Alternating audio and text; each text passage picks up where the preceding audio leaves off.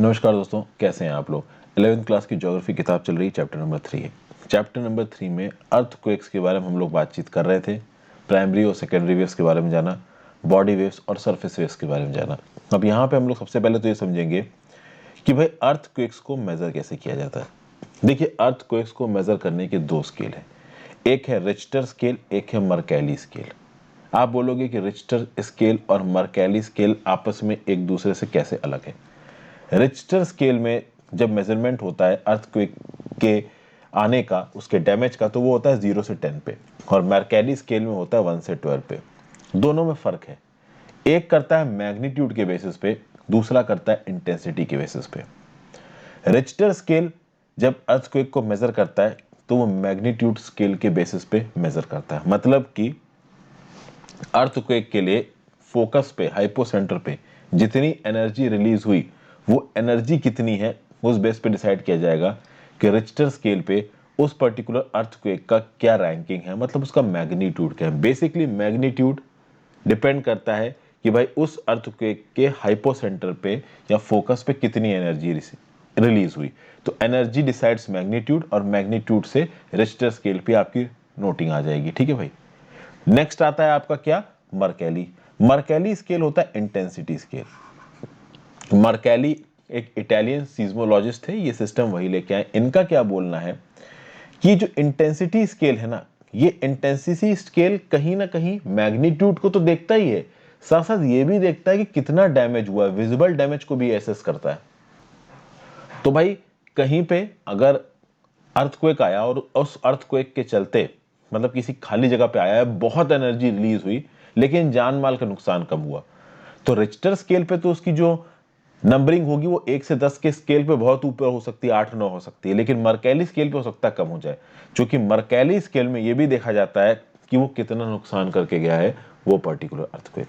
आगे बढ़ने से पहले वीडियो पे लाइक का बटन दोस्तों, अगर अब तक आपने इस चैनल को शेयर और सब्सक्राइब नहीं किया है, मेरी इस पर्टिकुलर वीडियो को शेयर नहीं किया तो कर दीजिए।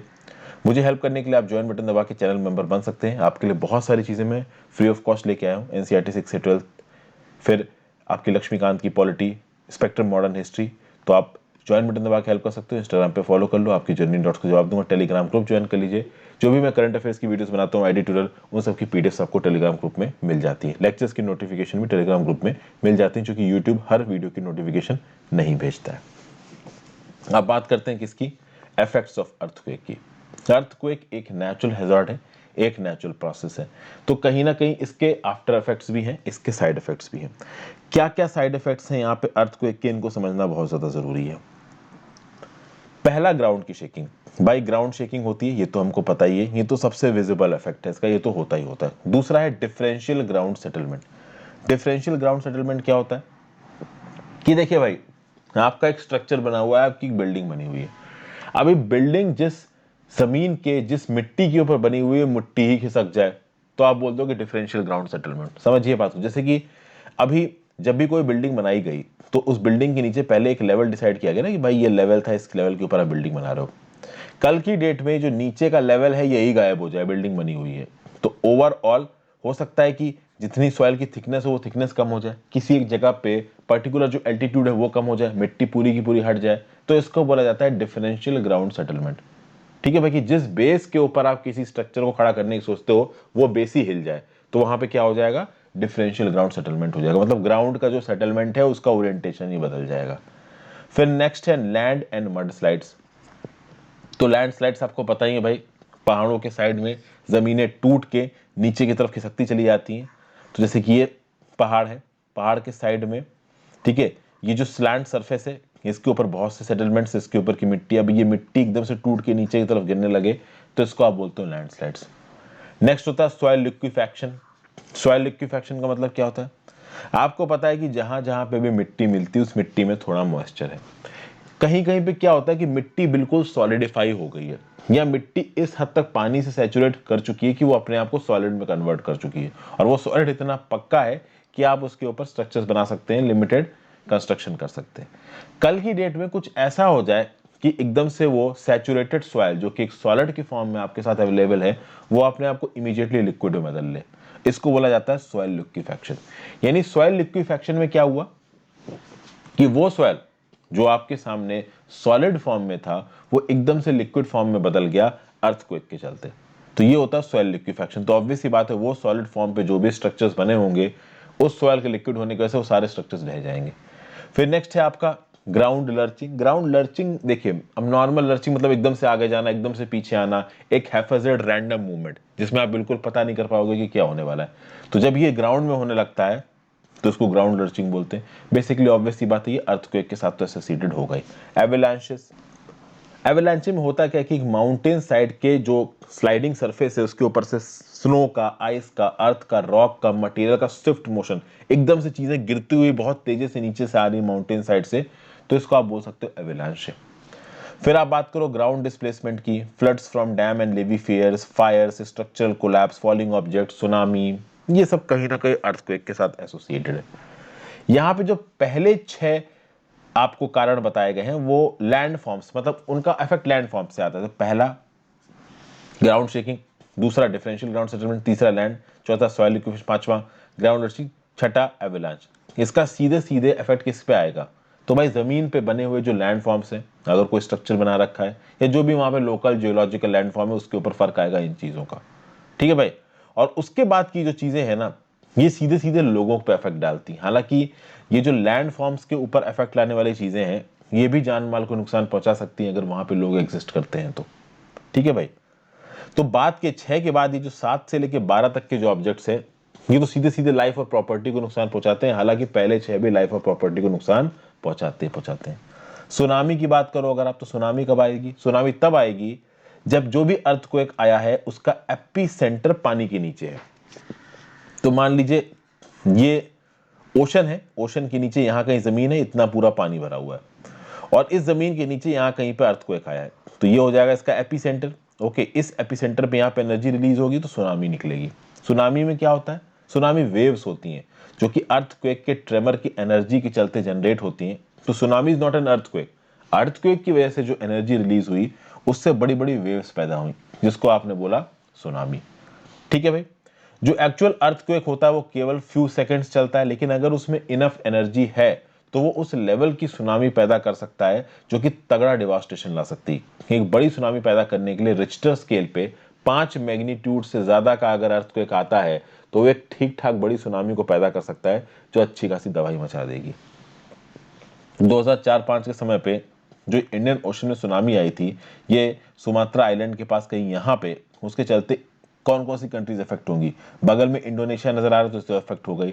थोड़ा ऊपर चले जाओ तो इधर थाईलैंड नजर आ रहा है, ये भी इफेक्ट होगा। अगर आप यहाँ पे आए तो श्रीलंका, इंडिया, ये भी इफेक्ट होगा। तो इन सब चीजों पर इफेक्ट हुआ है। ये जो आपको सीन दिख रहा है ये मरीना बीच है चेन्नई का। देखिए किस तरीके से वेव्स अंदर घुसी आ रही हैं। राइट साइड पे जो डिस्ट्रक्शन दिख रहा है ये थाईलैंड में दिख रहा है, अब ये वेव्स थाईलैंड भी पहुंची। फिर अगर ये चौथी पिक्चर देखिए तो ये डिस्ट्रक्शन है जो टाइडल वेव्स ने इंडोनेशिया ने किया, और ये वाली जो पिक्चर है वो कोलंबो श्रीलंका। तो ये जो चारों कंट्रीज आपको इंडियन ओशन में नजर आ रही है, खासकर eastern Indian ocean bay of Bengal वाले इलाके में नजर आ रही है, वहां पे इस सुनामी का विजिबल इंपैक्ट आया था। फिर बात करते हैं कि फ्रीक्वेंसी क्या होती है इन अर्थक्वेक के अक्रेंसेस की। अर्थक्वेक जैसा कि हमको पता है कि it is a natural hazard, और जब एक बड़ा ट्रेमर आता है, ठीक है भाई, तो हैवी डैमेज हो सकता है लाइफ और प्रॉपर्टी को। अब अगर आप देखो तो दुनिया के सारे हिस्सों में मेजर शॉक्स नहीं आते। डिस्ट्रीब्यूशन ऑफ अर्थक्वेक्स और वॉल्केनोस को हम लोग आगे के चैप्टर्स में समझेंगे। जैसे कि फॉर एग्जांपल अर्थक्वेक आया तो किस प्रकार का डैमेज होता है। यहां पे देखिए एलओसी उड़ी सेक्टर में अर्थक्वेक की वजह से एक ब्रिज है जिसका नाम है अमन सेतु, वो टूट गया। तो वैसे अगर आप देखो तो जो बड़े मैग्नीट्यूड के अर्थक्वेक्स होते हैं, जो 8+ मैग्नीट्यूड के जो अर्थक्वेक्स होते हैं रिक्टर स्केल पे, वो उतने कॉमन नहीं है, कभी 1-2 साल में सुनने को मिल जाते हैं। जो टाइनी टाइप के अर्थक्वेक्स होते हैं वो अक्सर कर हमको देखने को मिलते हैं। अगर आप पूरे दुनिया को एक रिस्पेक्ट लेके चल रहे हो, सिर्फ इंडिया की बात नहीं हो रही, पूरी दुनिया की बात हो रही, तो पूरे दुनिया में भी जो मेजर अर्थक्वेक्स हैं, जो मेजर ट्रेमर्स हैं, वो इतनी जल्दी नहीं आते। लेकिन जो माइनर ट्रेमर्स हैं, टाइनी ट्रेमर्स हैं, वो अक्सर कर हमको देखने को मिलते हैं। नेक्स्ट बात की जाए स्ट्रक्चर ऑफ द अर्थ की। स्ट्रक्चर ऑफ द अर्थ में आपको क्रस्ट, मेंटल, कोर तीनों को समझना पड़ेगा। वैसे अगर स्ट्रक्चर ऑफ द अर्थ की बात की जाए तो आप अर्थ लेयर्स, मेरे नाम हर्षित द्विवेदी के साथ यूट्यूब में सर्च मारिए तो पहली वीडियो आपको नजर आ रही है यहाँ पे earth layers, crust, mantle, core, asthenosphere, Moho and Gutenberg discontinuity, इस वीडियो को जाकर देख लीजिए, लगभग 30,000 लोगों ने इस वीडियो को देखा है। तो अर्थ के लेयर्स के बारे में आपको एक बेसिक इन्फॉर्मेशन यहाँ पे मिल जाएगा। यहाँ पे मैंने बहुत डिटेल में इन्फॉर्मेशन दी है। एनसीईआरटी की भी बात को देखते हैं तो क्रस्ट क्या है? Crust is basically the outer most solid part of the earth. यहां पे अगर आप देखो इस फिगर को तो एक आइडिया आपको लग रहा है। ओके, कोर आपको नीचे दिखा रहा है, लिक्विड कोर, सॉलिड कोर, ठीक है। उसके बाद ऊपर की तरफ आपको एक बहुत बड़ा हिस्सा यहाँ पे मेंटल का नजर आ रहा है और ऊपर क्रस्ट रिलेटिवली छोटा नजर आ रहा है। तो क्रस्ट बहुत छोटा है, मेंटल अगर आप देखोगे थिकनेस में बहुत बड़ा है, और उससे भी बड़ा अगर थिकनेस में कोई है तो वो है आपका कोर। लगभग 2900 किलोमीटर से डेप्थ से लेके 6378 किलोमीटर की डेप्थ तक तो आपको कोर ही नजर आ रहा है। ओके, 100 किलोमीटर से लेके 2900 किलोमीटर तक आपको मेंटल नजर आ रहा है, और ऊपर के 100 किलोमीटर में 0 से 100 किलोमीटर की थिकनेस में आपको क्या नजर आता है? क्रस्ट नजर आता है। ठीक है भाई, तो क्रस्ट के बारे में भी जानना बहुत ज्यादा जरूरी, जो कि हम रहते तो क्रस्ट पे ही है भाई। ठीक है, तो ये जो क्रस्ट है इसकी अगर थिकनेस की बात करें तो थिकनेस ओशनिक इलाकों में अलग है, कॉन्टिनेंटल इलाकों में अलग है। ओशनिक इलाकों में पता है कि भाई पूरा समुंदर भरा हुआ है, तो सारी की सारी जो समुंदर की चौड़ाई है वही मैटर करती है। समुंदर जब नीचे आप बेस में पहुंचोगे तो वहां पे आपको ओशनिक क्रस्ट मिलेगा। तो ओशनिक क्रस्ट की जो मीन थिकनेस होती है वो होती है 5 किलोमीटर। कॉन्टिनेंटल क्रस्ट की जो मीन थिकनेस होती है वो लगभग होती है 30 किलोमीटर। तो कॉन्टिनेंटल क्रस्ट काफी चौड़ा होता है, ओशनिक क्रस्ट उतना चौड़ा नहीं होता है। लेकिन एट द सेम टाइम मैं आपको एक और बात बता दूं कि जो ओशनिक क्रस्ट है वो डेंस बहुत ज्यादा होता है, उसके अंदर जो मास का डिस्ट्रीब्यूशन है ना, मास की जो डेंसिटी है ना वो ज्यादा होती है। कॉन्टिनेंटल क्रस्ट उतना डेंस नहीं होता है। इसीलिए जब मैं आपको प्लेट टेक्टोनिक्स बताऊंगा तब आपको बताऊंगा कि जब एक कॉन्टिनेंटल क्रस्ट एक ओशनिक क्रस्ट के साथ टकराता है तो हमेशा ओशनिक क्रस्ट नीचे की तरफ जाता है, कॉन्टिनेंटल क्रस्ट ऊपर की तरफ जाता है, क्योंकि ओशनिक क्रस्ट की डेंसिटी ज्यादा होती है। अगर तो हमारे देश में कॉन्टिनेंटल क्रस्ट की डेंसिटी ज्यादा होती और ओशनिक क्रस्ट की कम होती तो आज पूरी पृथ्वी पे आपको पानी ही नजर आ रहा होता। ठीक है, आगे बात करते हैं। कॉन्टिनेंटल क्रस्ट ठीक है भाई 30 किलोमीटर का दिख रहा है, कहीं कहीं पे तो कॉन्टिनेंटल क्रस्ट 70 किलोमीटर चौड़ा होता है। जैसे हिमालय रीजन में जहां बड़े बड़े आपको माउंटेन्स नजर आएंगे वहां पे जो कॉन्टिनेंटल क्रस्ट है इसकी चौड़ाई 70 किलोमीटर तक भी पहुंच जाती है। नेक्स्ट हम बात करते हैं मेंटल की। भैया जैसे क्रस्ट के नीचे चले जाओगे आप एंट्री मार जाओगे मेंटल में। मेंटल एक्सटेंड करता है मोहो डिस्कंटिन्यूटी तक। ठीक है, मोहो डिस्कंटिन्यूटी से 2900 किलोमीटर तक की डेप्थ पे मेंटल एग्जिस्ट करता है। मोहो डिस्कंटिन्यूटी ऑब्वियस ये बात है, जहां पे क्रस्ट और मेंटल मिल रहे होंगे वो मोहो डिस्कंटिन्यूटी होगी। तो बेसिकली मोहो डिस्कंटिन्यूटी से लेके 2900 किलोमीटर की गहराई तक आपका पड़ता है मेंटल। अब इस मेंटल की भी बहुत सारी लेयर्स हैं। अब सोचिए क्रस्ट तो लगभग 100 किलोमीटर पे ही खत्म हो रहा है और मेंटल जा रहा है 2900 किलोमीटर तक। अभी 100 से 2900 किलोमीटर यूनिफॉर्म तो कंडीशंस होंगी नहीं, बहुत सारे लेयर्स होंगी। ठीक है ना भाई, तो इस मेंटल में आपको अपर मेंटल मिलेगा, इस मेंटल में आपको लोअर मेंटल मिलेगा, इसी मेंटल में आपको एक और लेयर मिलेगी जिसका नाम है एस्थेनोस्फीयर। एस्थेनोस्फीयर बनता है एस्थेनो से, जिसका मतलब होता है वीक। एस्थेनोस्फीयर आप कह सकते हो कि 400 किलोमीटर तक की गहराई तक जाता है, और जितना भी मैग्मा होता है ना जो वॉल्केनोस के थ्रू बाहर निकल के आता है, वो मैग्मा का सोर्स क्या है? वो मैग्मा का सोर्स है आपका एस्थेनोस्फीयर। अब यहां पे दो तीन चीजें मैं आपको बता दूं। कभी कभी आप पूछोगे कि भाई ये लिथोस्फीयर क्या होता है? देखिए लिथोस्फीयर में पूरा का पूरा क्रस्ट आता है और अपर मोस्ट सॉलिड मेंटल आता है। मेंटल की अगर आप बात करो दोस्तों, यहां पे देखिए पूरा का पूरा मेंटल नजर आ रहा है। अगर आप बात करो कहीं इस जगह से लेके यहां तक अगर आप चले जाओ पूरा मेंटल है। अब इस मेंटल में ये जो आपको छोटा सा पार्ट दिख रहा है, इतना पार्ट, ये है अपर मोस्ट मेंटल। इस अपर मोस्ट मेंटल को और ऊपर के क्रस्ट को मिला दो तो crust plus upper most solid mental ये मिलके बन जाता है लिथोस्फीयर। ठीक है, जैसे ही लिथोस्फीयर के नीचे आप जाओगे आपको लेयर मिलेगी एस्थेनोस्फीयर की।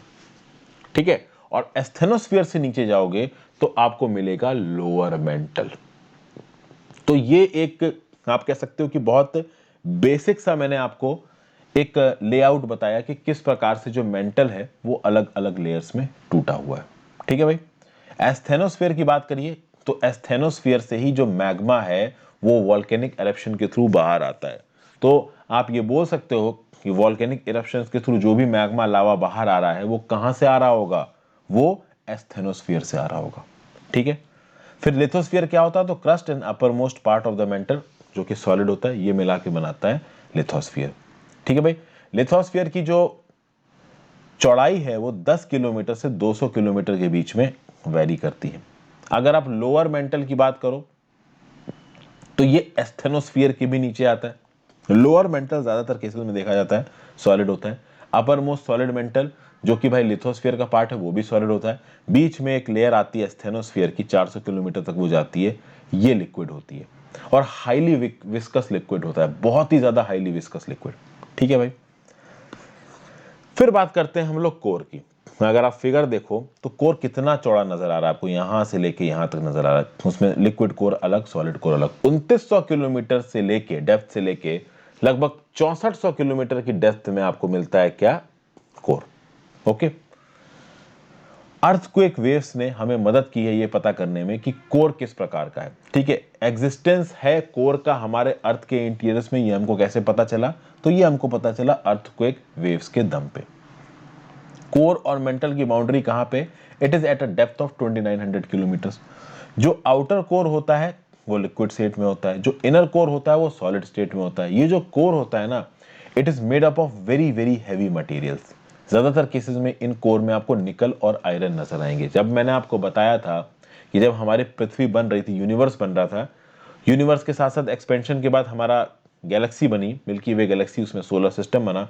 सोलर सिस्टम में जब हमारा अर्थ बन रहा था, तो जब अर्थ वोलेटाइल स्टेट में था, तो मैंने आपको बताया था कि जो सबसे डेंस एलिमेंट्स थे वो डिफरेंशिएशन के थ्रू बिल्कुल अंदर जाते चले गए। उसमें निकल और आयरन दो थे, और आज की डेट में कोर का मेन पार्ट है निकल और आयरन। तो कभी कभी कोर को निफे लेयर भी कहा जाता है।